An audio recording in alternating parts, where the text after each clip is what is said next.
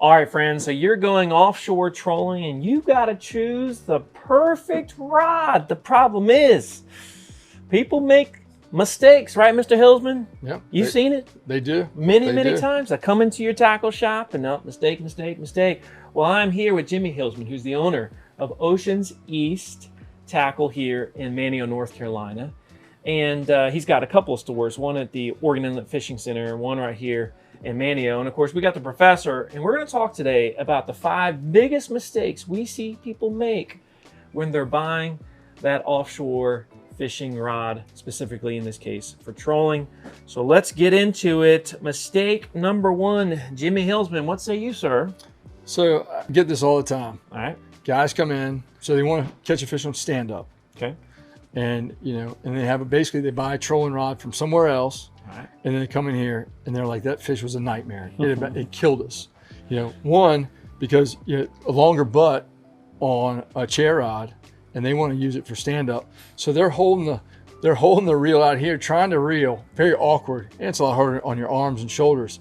When if they'd gotten a stand up rod for what they wanted to do, which is catch them stand up, it would have a shorter butt and it would be in here and it'd be a lot easier. So this is like a rod rating issue. Is that what that is? It's just like not understanding what the rating. The length.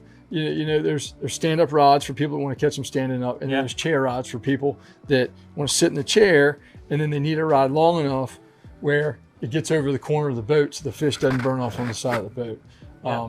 So it's definitely a different rod. I mean, you can get maybe an in-between one that's good for both, but all the time people either get a super short rod when they try to sit in the chair. It doesn't get them over the corner and they're breaking off fish on the side of the boat, or it's the opposite where stand up and then they have a super long rod and their arms are out to here trying to reel it. It's just very awkward. Yeah, so let's say number 1 is the mistake with the rod length, not choosing the right one for the application. That's right. You see it all the time. Yeah. So I try to ask people right away, stand up or chair, and then someone were like, well, we do a little bit of both, and then I try to give them something right in the middle. But if they're strictly stand up or strictly chair, hey guys, this is what you need.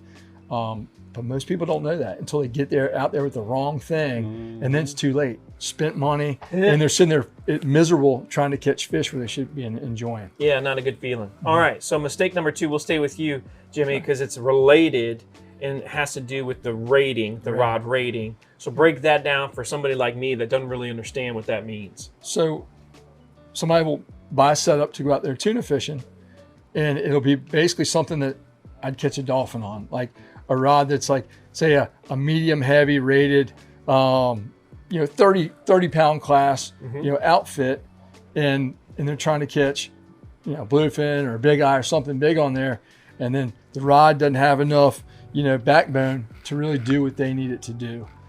So it's either that, they're overgunned or undergunned. What do you see as the most common? Are people, they tend to be more like undersized in terms of the rod choice, or oversized? I'd say under.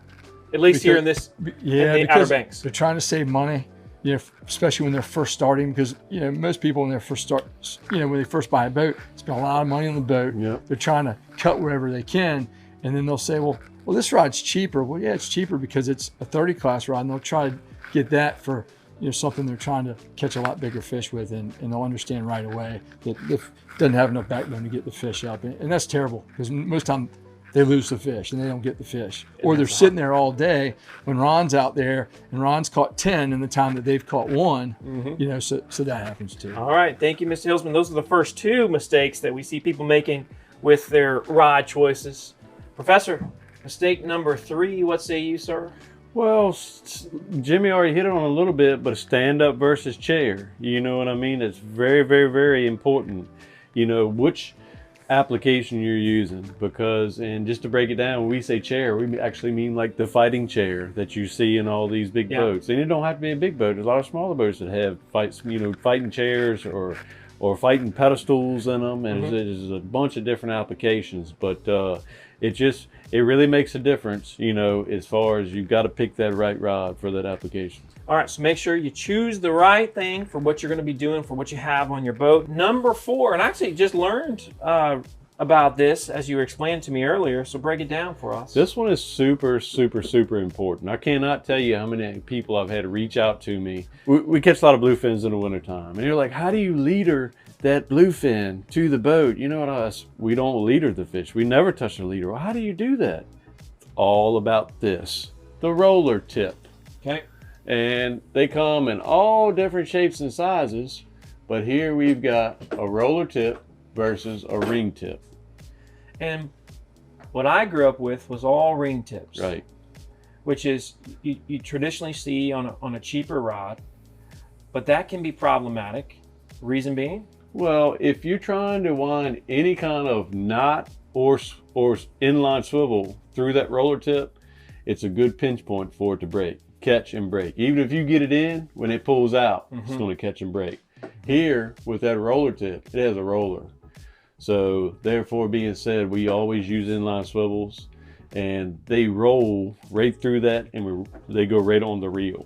You see what I mean? Yeah, and obviously your rings here tend to be one of the first things that break on a rod. Whereas if you have a roller guide, they seem to last longer. Would you say that's accurate, Jimmy? Like, as long as they take care of the rollers. Yeah. You know, and you do have to service those. Oh yeah. Yeah. You know, how many days did you spend on the back of a boat, on the blow day, taking them apart and greasing them up? Oh yeah, all the time. I mean, what I did, my thing was every 5th day I fished, and we were fishing, 7 days a week in season, and every 5th day I would WD all my rollers, right? And just to make sure that and if they were sitting. In the wintertime, I'd take them apart and do all the rest of it. But yeah, you just got to take care of them. Yeah. And you also can get a full roller rod where all of them are rollers. Which is like what we have in bluefin. Correct. Yeah. Because this rod gets a bend on it. And at that point, one roller's not enough. Right, correct. And it has such a bend on it, and the wind-on swivels that we use are in such size that they have to be substantial. And when you're at that critical point fighting that fish, that swivel is on and off the rod. It's nerve-wracking. And you've got to have good roller guides to keep that going in and out smoothly. You heard me say it a million times on videos when we're fighting these bluefins. I wish you'd either get that swivel on the reel, or I wish you'd get away from the rod tip. Because we definitely lost them at that point before. Yeah, and now it takes stress point. It just takes like a little catch to that all that pressure is a super amount of pressure. It just takes a little catch. All right, and finally number 5, Professor and Jimmy, picking the right rod butt. And so I'll let you go first on your thoughts on it. Well, you got the right one in your hand there. That's right. That's the best one out there right now. Yeah. The Winthrop Adjust-A-Butt. And the nice thing about the Adjust-A-Butt, it has a button you push, and you can make it straight or bent. So it's really, really nice. Just by hitting the button, you can make it bend. AFCO, this spring, fingers crossed sometime, I haven't seen it yet, AFCO is going to come out with a version 2. Really? I was told that this winter, but I have not gotten it in hand yet. Yeah. So they understand that Winthrop's making such a good product, so now they're trying to do one. But when I get it, I'll let everybody know what I think. But, these are not cheap. These are almost $400. No.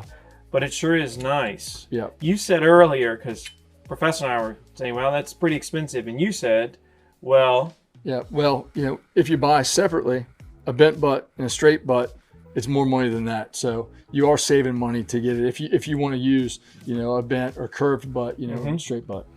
Winthrop is so impressive. Every time I touch one of their roller guides or one of their butts, like I am like right now, it's just like, man. Yeah, they make it just nice feels stuff. like it's high quality stuff. It's not made in China. This seems like a lot of money, but you've got to remember, you're buying this stuff for a lifetime. Yeah. This stuff lasts. You know what I mean?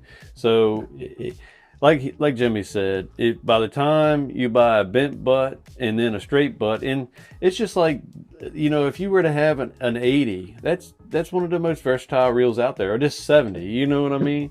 You can, on the days that you want to, you want them in your trolling spread, or the days that you just want a bent butt off the back corner with a bar on it. It's versatile. You can do whatever you want with it. So, yep, I'm a fan. I like them.